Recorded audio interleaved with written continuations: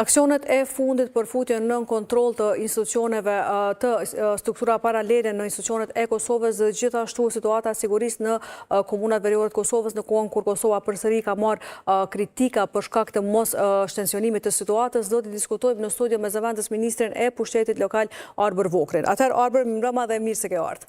Faleminderit për ftesën. Faleminderit shumë. Arber, ditëve të fundit ka pasur disa aksione në komunat veriore të Kosovës për mbylljen e objekteve ose institucioneve paralele, të cilat pastaj sipas institucionet të Kosovës janë futur në administrim dhe në institucionet të Kosovës. Si sqarohen për shkak se ka pasur kritika ditëve të fundit që Kosova nuk po i kontribuon me këto zhvillime në veri shtensionimit të situatës. Pse pikërisht në këtë moment ka vendime pothuajse çdo ditë për të mbyllur objekte dhe struktura në veri?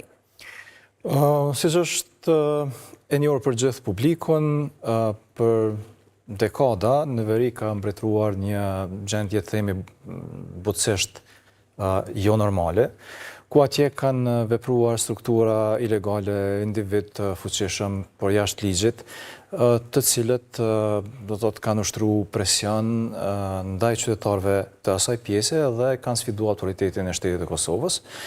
Dhe natyrisht që institucionet e shtetit kanë përgjegjësi, pra të Republikës së Kosovës kanë përgjegjësi që ta vendosin normalitetin, ligjin dhe rendin dhe ta ruajnë kushtetutshmërinë në çdo pjesë të vendit. Janë të obliguar të veprojnë sa herë që kërkohet nga qytetarët dhe institucionet përkatëse kur ka prova, kur ka dëshmi që është duke u realizu dikon një veprimtari ilegale. Edhe këto aksionet e fundit nuk janë ndonjë farisie, do të thotë kemi parë të tilla në 2 vitet e fundit me bollëk, në përputhje gjithkohon me ligjin dhe gjithmonë insistoj ta them edhe me nevojat e popullatës që jeton në veri, që me shumicë janë serb. Pikërisht këto institucione jashtë kushtetutës dhe ligjeve të Kosovës e në emër të shtetit serb, kanë qenë pengesë serioze që e ka cënu procesin e integrimit të qytetarëve serb në shtetin e Kosovës, pra në jetën institucionale, shoqërore, dhe janë tërësisht të panevojshme, do të shumica atyre as që kanë ofruar ndonjë shërbim, shumica atyre.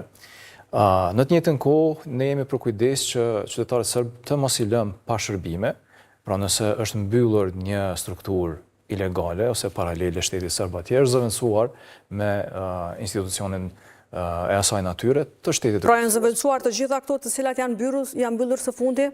Jam i sigurt që edhe tek ndërmarrja publike i BLP-s që u fut në kontroll pasi kjo zyra për sport dhe rini për shërbime specializuara, kompania paralele usjellësit në Mitrovicë të Veriut, janë futur zyrtarët e Kosovës dhe po ofrojnë shërbime aty apo si është? A mund ta sqaroni pak? Në disa prej tyre janë futur, në disa tjera nëse ka nevojë do të futen, nëse jo thjesht veprohet nga objektet në të cilat kanë qenë duke vepruar deri më tani. Nuk është do të thotë ndonjë farë problemi ajo, me rëndësi është që qytetarët të mos mbesin pa shërbime dhe në njëjtën kohë të largohen këto institucione ose grupe të organizuara ilegale nga objektet që sipas ligjit i takojnë shtetit të Kosovës, në mënyrë që të zhvillohet jeta institucionale në mënyrë normale dhe të lirohen nga çfarëdo presioni qytetarët serb atje, që të integrohen dhe të zhvillojnë jetën e tyre normalisht. Po, dhe si planifikohet Arber mbyllja e tyre? Përmende pak që ka raste kur qytetarët vet apo jo reagojnë ose kërkojnë ndihmën e institucioneve, apo ka raste edhe kur institucionet e Kosovës identifikojnë këto objekte apo si identifikojnë këto struktura paralele? Po janë të gjitha këto që i përmendët, mund të duket ndoshta pak jo konvencionale ose pak e çuditshme për publikun e gjerë shqiptar në Kosovë dhe gjetk. Fakti që një pjesë, në fakt jo një pjesë, por shumica kërkesave që vinë për ndërhyrje të shtetit, për vendosje të ligjshmërisë, vije pikërisht nga qytetarët serb. Tash nuk po flas këtu për ndonjë farë anketimi, por do thotë numri i kërkesave që vije për shtrirje të institucioneve të Kosovës atje, është, domethënë, shumicën ndërmuese nga vetë qytetarët serb. Këta si sqarohen tani ankesat e serbëve dhe listës serbe kemi parë në fakt që ka ngritur disa shqetësime të faktorit ndërkombëtar për mbylljen e këtyre dhe mos zëvendësime pastaj siç po thon ata të tyre, ku nuk kanë ku t'i marrin shërbimet. Nuk përbën ndonjë risi besojnë një sjellje e tillë e listës sërbe, ajo në vazhdimsi e ka sfidu shtetin e Kosovës, është qëndrimi i saj publik që është kundër shtetit të Kosovës dhe po e bën punën e vet. Deri vonë ka bërë shumë mirë atë punë, do të thotë për çka ekziston. Pra thoni që lista serbe nuk i përfaqëson ato ankesat e qytetarëve. Lista serbe nuk e përfaqëson gjithë qytetarët serb.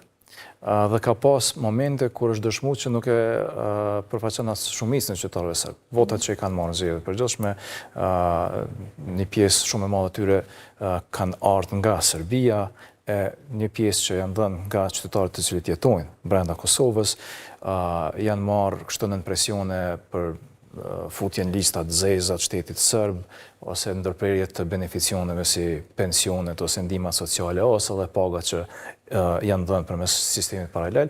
Por do të them që lista sërbe ka atë punë vet, por ata sponzorohet, normalisht që veprimet e 2 viteve të fundit të shtetit të Kosovës ja kanë cenu interesat cilat nuk kanë qenë në shërbim as qytetarëve serb, jo se jo të shtetit të Kosovës, nuk na befasojnë, nuk na bëjnë përshtypje reagimet e tyre. Po, dhe a kemi dhëna deri më tani sa institucione paralele janë mbyllur në komunat veriore dhe a ka të tjera që planifikohen të mbyllen? Nuk mund t'jap numër të sakt, do të thotë kanë qenë disa të mashtu valë të veprimit të institucioneve të Kosovës për ta vendosur lishmërinë atje, dhe kjo do të vazhdoj, do të thotë situata ka ndryshuar rrënjësisht, ne përkujdesemi që të mos lejojmë mundësi për prapakthim, për shkak se ajo një gjë e tillë nuk do t'i konvenonte askujt, as shtetit të Kosovës, as qytetarëve të atjeshëm, dhe as do të thojë edhe marrëdhënieve në rajon, në marrëdhënieve ndërshtetërore. Kështu që po, do të ketë edhe tutje veprimet e tilla kur nuk është dëmtuar asnjë qytetar serb, do të thotë këto veprime nuk janë të orientuara në asnjë mënyrë kundër qytetarëve, në asnjë kuptim. Megjithatë, Bashkia Ndërkombëtare po thotë që janë veprimet të jashtme, të pakoordinuara dhe nuk po i konsideron si veprime të cilat i kontribuojnë shtensionimit të situatës. Ka eksponentë të Bashkisë Ndërkombëtare që këto deklarata që i bëjnë duke... Janë Franca, Gjermania, ishte kjo shefja e zyrës së SHBA-s që ishte në veri këtë javë, gjithashtu dhe ka qëndrime zyrtare, pra nuk mund të themi që janë eksponent, është ta? Ka edhe zyrtar tjerë të cilët e pranojnë se është bërë përparim në veri, po do të them se pavarësisht ndonjë pakënaqësie të cilit do prej këtyre zyrtarëve, ne do ta kryejmë punën tonë si shtet. Pra nuk po i bëjmë përshtypje, kritikat ndërkombëtare për shtensionimin e situatës në veri dhe kërkesat në vazhdimsi, për shkak se ka kërkesa në vazhdimsi.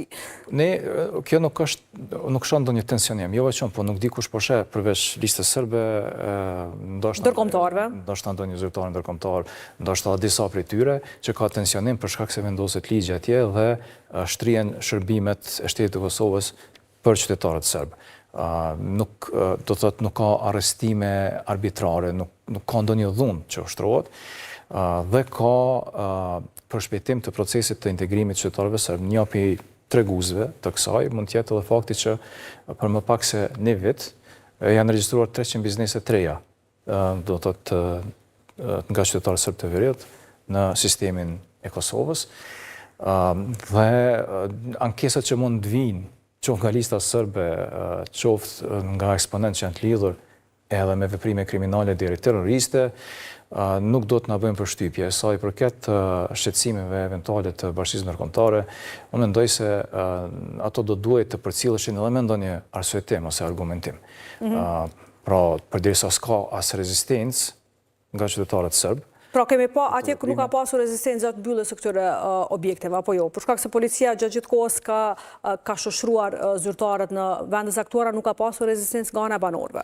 Nuk ka pas asnjë rezistencë nga ana e banorëve, përkundrazi ka pas përshëndetje dhe mandej kështu aplikim dhe kërkim për me marrë shërbime prej këtyre institucioneve nga qytetarët serb, natyrisht ata të cilët në çfarëdo mënyre janë të lidhur ose të kushtëzuar nga lista serbe, që janë një pakis, një strukturë jo e madhe, ata e kryjnë punën e vetë, do thotë qoftë me zhurmë, qoftë ku janë deklarata mediatike, ndoshta ndonjë ndërhyrje tek ndërkombëtarët e tjera, por në përgjithësi procesi ka shku gati në mënyrë të përkryer dhe do të vazhdoj derisa mos ketë asnjë institucion ilegal. Dhe a ka shumë të tilla që vazhdojnë të funksionojnë në veri legalisht? A ka të identifikuara deri më tani? Nuk kanë mbetur edhe shumë të tilla, do të thotë ka mbetur një numër fare i vogël i tyre që edhe nuk ka ndonjë relevancë të madhe në jetën e përditshme.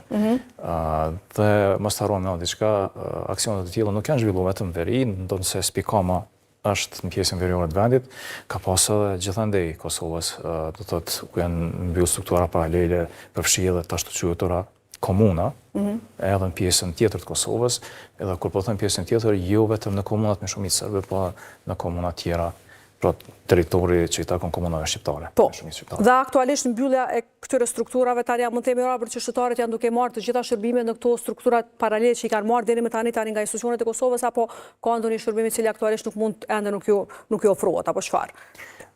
Shërbimet ofrohen për gjitha këto që janë mbyllë, thotë.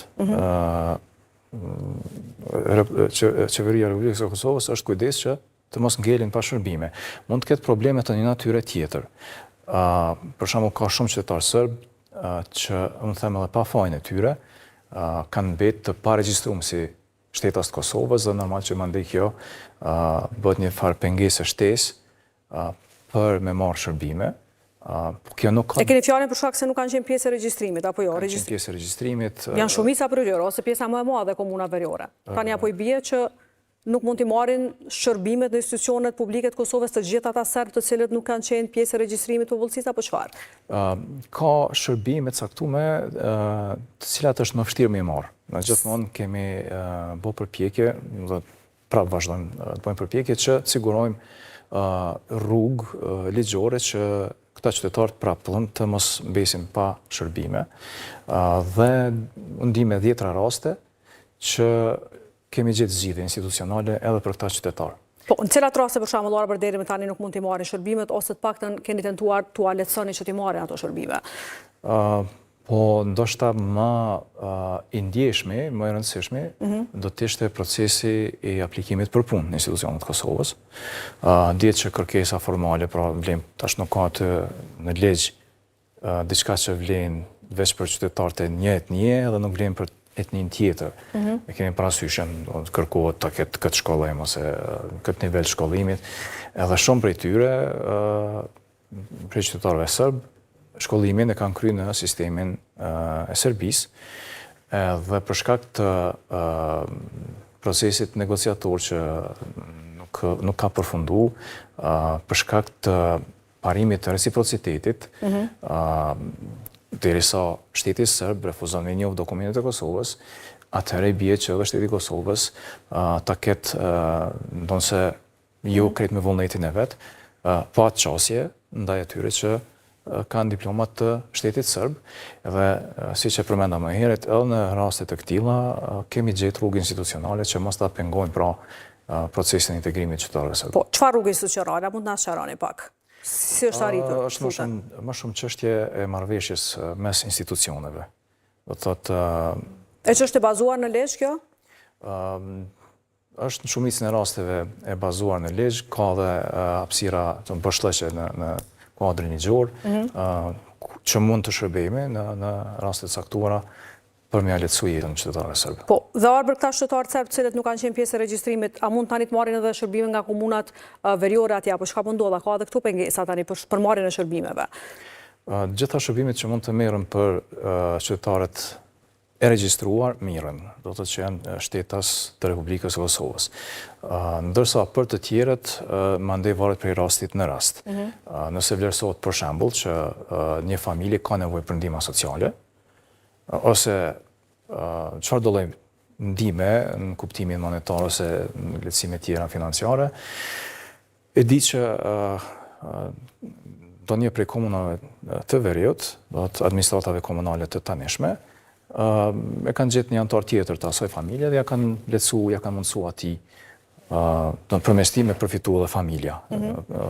Shpesh nuk është shikuar fare a ka po nuk ka dokumente të Kosovës, kam mjaftu që ka ofru dëshmi që është banori komunës Përkatëse dhe janë dhënë shërbimet. Po, dhe tani me këtu arbër që po i thua, apo integron serbët e veriut ajo me gjitha këto pengesa, sepse duket që pas ka pengesa dhe kjo për shkak në ti mos regjistrimit, mos pjesëmarrjes në regjistrimin, apo çfarë? Para së gjithash kisha me nënvizu që ai që është më rëndësishmja ekziston vullneti i tyre për integrim, dhe një pjesë shumë e madhe tyre ka marrë pjesë në konkurse, janë punësu dhe po thonë është proces që nuk ndalet. Kur po flas për konkurse, jo vetëm ato në nivelin lokal, po edhe në institucionet e nivelit qendror. Dhe këto pengesat që janë trashëguar për shkak të procesit politik, pra bisedimeve me Serbinë, janë të tilla, janë pengesa, por nuk janë ndalesa, dhe gjithmonë ka raste që kanë prioritet ndaj rasteve tjera, por gjithmonë kërkohet dhe shumë shpesh, ndoshta jo gjithmonë, por shumë shpesh gjendet zgjidhje. Unë shpresoj që në një afat, në një të ardhme jo të largët, do të tejkalohet edhe kjo pengesa kryesore që e përmendëm, çështja e regjistrimit. Ta keni parasysh që nuk është thjesht çështje administrative. Serbia pretendon se në Kosovë deri në përfundim të luftës kanë jetu 700.000-800.000 serbë. Dhe ka gjithë mekanizmat shtetëror që me falsifiku dokumente, me prodhu dëshmi të rreme se me të vërtet ky është numri i serbëve që ka jetu në Kosovë. Mandej çka të bëjmë, nëse gjysa e popullatës do ndronë struktura demografike e Kosovës në mënyrë artificiale, të ju përshtat interesave të një regjimi shovinist. Dhe për më tepër mos pjesëmarrja atyre në regjistrim ka shkaktuar probleme edhe pastaj në ndarjet buxhetore të komunave, apo jo, për shkak se buxheti pak a shumë ndahet edhe për shkak të si proporcion me numrin e banorëve, apo jo. Çka ka ndodhur tani me funksionalitetin e komunave atje? Kanë buxhet më të vogël, cilat janë parashikimet e tyre si po funksionojnë këto komuna? Për gjitha komunat, jo vetëm këto me shumicë serbe, po edhe komunat tjera që kanë pas kurrje të popullsisë, është dhënë buxhet shtesë nga Qeveria e Republikës së Kosovës që të kompenzohet, të mbulohet ajo pjesa e cila sipas formulës matematikore të përcaktuar me ligj do t'i mungonte në ndarjen buxhetore për vitin 2026. Do të jemi për kujdes që mos të ketë boshllëk. Dhe ndërkohë komunat do të kenë mundësi mandej që ta riorganizojnë planifikimin e tyre buxhetor dhe vazhdohet me normalitet. Mirë, flasim marrë për pak për situatën e sigurisë në veri, komunat veriore. Cila është aktualisht situata e sigurisë, sidomos duke i parë këto reagime ndërkombëtare dhe shqetësime ndërkombëtare që nuk ka tensionim të situatës dhe për më tepër thonë që mund të ketë eskalim për shkak të këtyre zhvillimeve dhe aksioneve në veri. Cila është aktualisht situata në veri? Pala ndërkombëtare, unë kam qenë dëshmitar në disa situata që i kanë nxit vetë trazirat. Do të thotë, çfarë forme? Nuk po them patjetër ashtu për masave shumë të mëdha, po me deklarimet e tyre, me takimet e tyre kanë inkuraju eksponent të listës serbe ose të lidhur me listën serbe, që nuk kuptohet lidhur me regjimin e Beogradit, që të bëjnë trazira. Tani për kjo është një akuzë shumë e rëndë. Për cilë faktor ndërkombëtar, për cilë zyrtar po flasim dhe çfarë forme kanë nxitur ata, sepse kam parasysh tashti për shkak se mund të problematizohet ndonjë deklaratë imja derisa jam pjesë e qeverisë në detyrë, por nuk është hera e parë që kam thënë një gjë të tillë dhe edhe vetë jam ballafaquar me situatat për çka po flasim, do të thotë me trazira, me tensione. Për çfarë zyrtar, të çfarë nivelit po flasim tani? Po diplomat ndërkombëtar, përfaqësues të institucioneve ndërkombëtare, unë kam përmend edhe zotëri Arav, do thotë shefi misionit të BE-s Kosovë. Kam përmend vitin e kaluar që ka qenë nxehtësi si njerëz prej këtyre trazirave. Në çfarë forme, me çfarë deklarata? Unë mendoj që të gjithë, sidomos bashkia ndërkombëtare, nëse janë serioz për shtensionim ose për largim të mundësisë për tensionime të situatës Kosovë, atëherë do duhej që të ndërtonin raporte më të afërta dhe partneritet me qytetarët serb të cilët janë të interesuar të jetojnë jetë normale në Kosovë, të cilët kanë dëshmuar se do të janë të gatshëm për me u integru. Dhe shumë prej tyre edhe kanë rrezikuar dhe jetën për këtë qëndrim racional që e kanë. Dhe në vend të inkurajimit të kësaj pjesë qytetarëve serb, ne kemi parë shpesh që eksponent nga pala ndërkombëtare shkojnë dhe i faktorizojnë personat cilët në vazhdimsi nxisin trazira, marrin pjesë trazira deri në si për shembull, kanë prej personave kanë takuar dhe kanë nxitur reagime të tilla, për shkak se është akuzë shumë e rëndë të akuzohet shefi i zyrës Bashkimit Evropian Kosovë për qëndrime të tilla tani. Unë e kam statusin publik Facebook që e kam bërë për këtë vitin e kaluar. Dhe ka qenë pas atij incidenti ku në njën prej shumë vizitat mia, them ashtu rutinore që i kam bërë dhe i bëj në pjesën veriore, u grumbulluan një pjesë aktivistëve politik të Vereut që njihen për sponsorim nga shteti serb dhe që njihen me atë arrogancën me cilën i sfidojnë institucionet e Kosovës dhe bën një tollovi atë. Pasi që përfundoi e tëra, e pash në rrjetet sociale që disa minuta ose ndoshta pak orë para asaj tollovie, të njëjtit kishin qenë take me këtë zotërion që e kam apostrofu. Edhe kjo është veç një prej shembujve. Dhe mendoj që qëndrime të tilla, pra çësje të tilla nga cili do akter ndërkombëtar që vjen në Kosovë, nuk i kontribuojnë shuarjes së tensioneve, mbajtjes së paqes sociale. Po, megjithatë zyrtarët ndërkombëtar gjatë gjithë kohës kanë kërkuar nga zyrtarët e Kosovës që të ketë koordinim dhe jo veprimet njanshme për to zhvillimet në veri, për shkak se ka një situatë më të ndjeshme tani. A nuk është ky një qëndrim zyrtar dhe korrekt nga ndërkombëtarët për zhvillimet në veri, apo nuk po i shohin ashtu siç po mendoni ju, apo çfarë po ndodh? Po tash nuk e di pse tani, nëse flasim tani pra për këta muajt e fundit, mund të ketë ndonjë ndryshim të rrethanave. Në kuptimin e sigurisë ose çfarë do. Nuk ka ndonjë ndryshim të rrethanave. Asun pas tjetër nuk kemi duke pa ndonjë ndryshim të rrethanave, përveç nëse flasim pra për situatën globale, lufta në Ukrainë, ku ndjen përshkallëzimi në lindjen e mesme, lufta në Palestinë kështu. Nuk po shoh që ka ndonjë arsye për me e lëshu alarmin se ndodhen në situatë tjetër dhe tani një mbyllje një zyre dikon atje në veri, po e përshkallëzoj ka situatën nëse po rrezikoj ka ku diun e paqen në Kosovë në rajon. Po, dhe në anën tjetër sa efektive është policia e Kosovës në komunat veriore, për shkak se duket që ka numër më të madh të pjesëtarëve të policisë, apo luftohen këto grupet kriminale dhe këto shpërbërja këtyre strukturave kriminale ajo?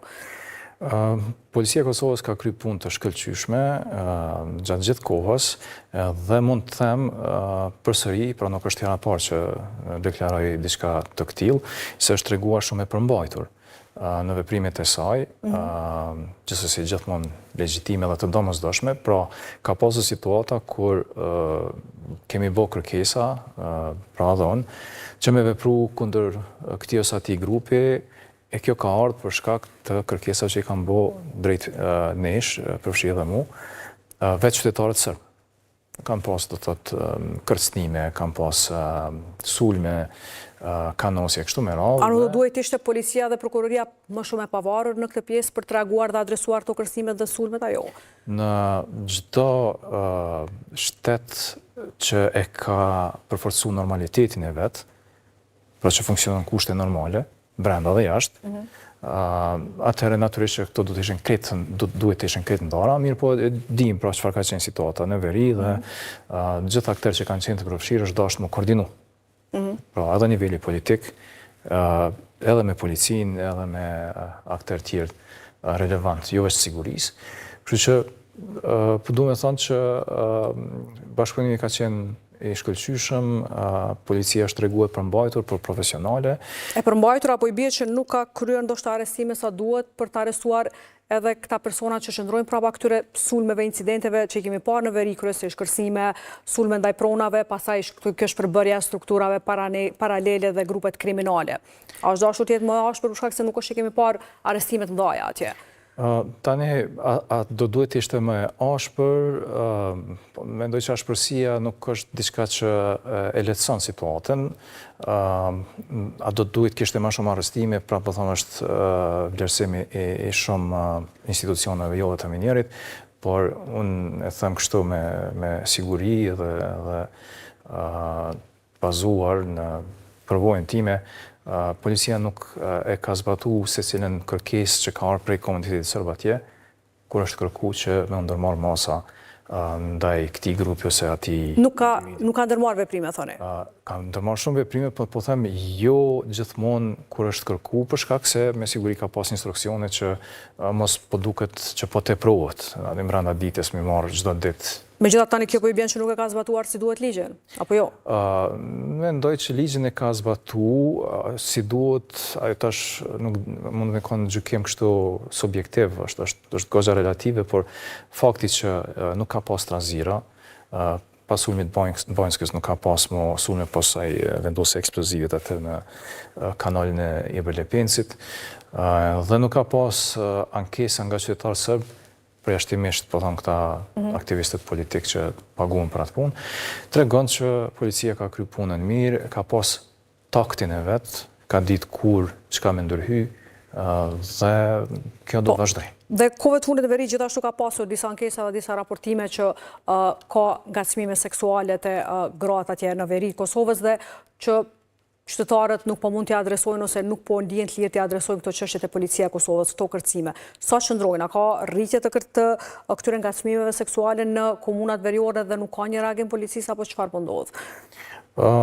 Tani nuk mund të flas me ndonjë shifër të saktë, nuk kam ndonjë farë statistike kështu sa rastet e tilla janë lajmëruar ose sa ankesa ka pas, por ta keni parasysh një gjë tash kjo çështja e ngacmimeve seksuale, do thotë ju dini që policët që kanë qenë punësuar në veri, kanë dhënë ndërheqje, 500 e sa prej tyre, dhe tani me ndërhy një policë shqiptar në kudion ndonjë marrëdhënie me defekte ndërgjinore, nuk është çështja që lehtë dhe që thjeshtë. Në veri? Po flas për veri, pra. Kjo për shkak pse? Pse është veri më ndryshe tani? Apo thoni që ka lishmëri dhe situata është njëjtë si komuna tjera? Nëse një grua ka një mosmarrëveshje me një burr, derisa s'ka dhunë aty, po ku diun janë. Pra policia nuk ndërhyn përkundër faktit që shet që. Po them që nuk ndërhyn. Jo, me pa diçka konkrete policia po mendoj aty pas një hezitim që ndërhyn, po them tash kjo është çështje pak më ndjeshme, nëse ka ngacmime seksuale, do të me çka dëshmohen ato, me mesazhin smartphone, ku diun me mimik, si pa pas diçka pak më trond, e ka vështirë policia e Kosovës, ka shumë policia. Megjithatë ka indicie që po ndodhin ngacmime seksuale në veri tani, a ka në rritje këto ngacmime seksuale, a ka shqetësime më të shprehura jo, a janë në rritje këto shqetësimet? Po them, mungojnë statistikat, ose më shumë është kjo jashtë domenit të MAPL-s, kam dëgju për ankesa sporadike, po kështu diçka në kuptim të një fenomeni që po rritet, s'paku deri më tani, nuk kam pas ndonjë indikacion. Po.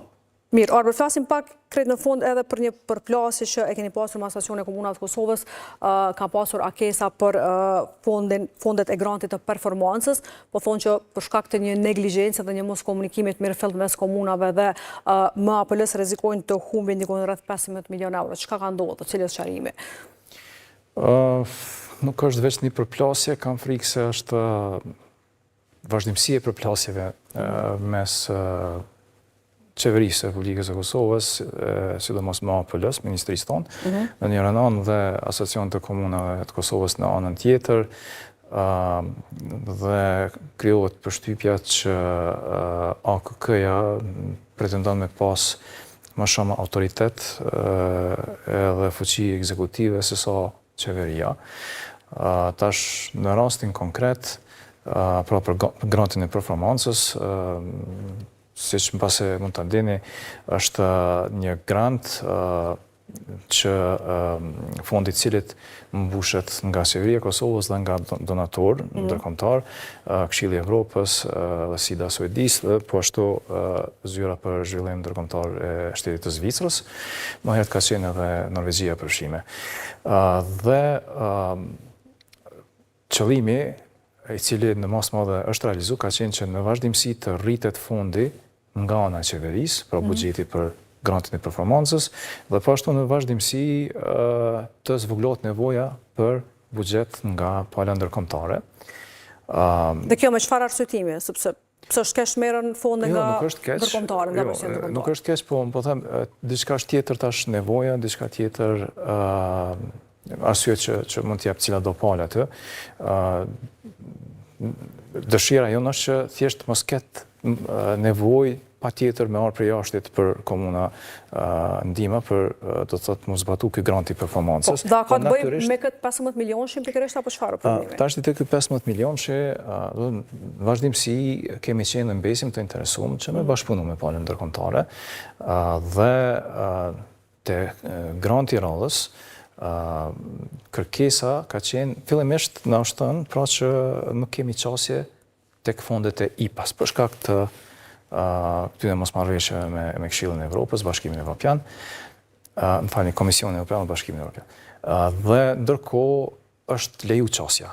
Pra, është fituar drejta që me apliku te fondet e IPA-s për me jap në buxhetin për grantin e performancës. Ata kanë bërë një kërkesë edhe me këtë kanë kushzu. Do të thotë atë fond. Insistohet që shumica e mjeteve të shkojnë për asistencë teknike, ndërsa kërkesa jonë ka qenë që më pak t'jepen për asistencë teknike e më shumë për nga ai fond, më shumë për shërbime të drejtë për drejta nga cilat përfitojnë qytetarët. Çka është asistenca teknike për ta sqaruar pak për publikun shkurt? Çka nuk kupton dhe pse keni refuzuar që shkojnë si asistencë teknike? Ne nuk e kemi refuzuar, na thjesht kemi kërkuar që qasja të ndrojë, pra nëse për gjithë këto vite nuk kanë arrit, se fondi granti performancës fillesat e veta e ka dikon vitin 2011. Në vazhdimsi ka pas asistencë teknike, tash e tregojmë se çka nuk kuptohet me ato.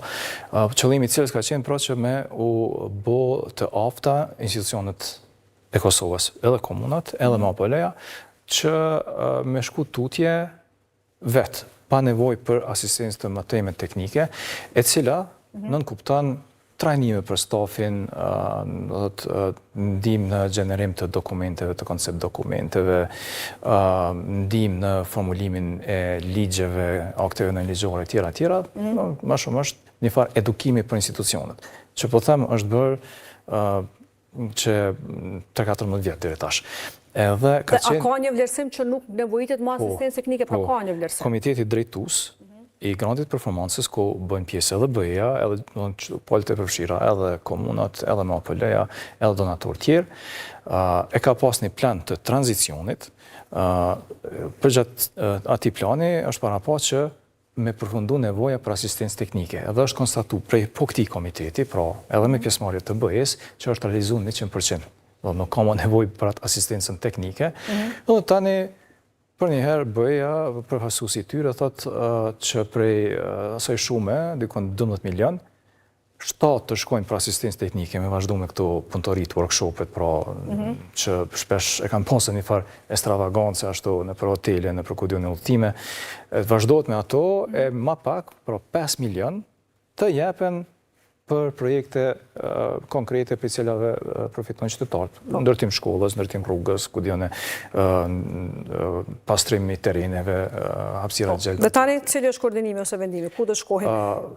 Nuk ka përfundu, do të thotë, biseda me BE, nuk ka përfundu. Ministri në detyrë, Krasniqi, është takuar edhe këtyre ditë dhe do të vazhdojnë takimet me BE-n, me përfaqësuesin e BE-s. Mendoj që do të gjendet një zgjidhje, por do t'i siguroj të gjithë, në radhë parë kryetarët e komunave, se nuk do të mbeten pa grantin e performancës. Ne si ministri kemi arritë që prej vitit 2019, kur fondi i dhënë nga qeveria, përmes MAPL-s për grantin ka qenë më pak se 1 milion, 950.000, tani ti marrim 4 milion e gjys 5 fishin e asaj që kemi gjetë, dhe kërkesa jonë është që të shkoj të kaloj edhe 10 milionshin, pjesa që jep qeveria e Republikës së Kosovës për grantin e performancës, të kaloj edhe 10 milionshin, edhe për gjatë viteve në vijim çdo vit të rritet, s'paku nga 1 milion, edhe shumica këtyre mjeteve të shkojnë në shërbime dhe projekte konkrete për cilave direkt përfiton qytetari, e sa ma pak, por jo ma shumë se 15% në këtë pjesën e asistencës teknike. Po, atëherë Arbret, falenderoj shumë që ishte sot me ne. Nësi çdo, faleminderit juve. Faleminderit. Dhe me këtë intervistë ne japim fund të edicionit këtu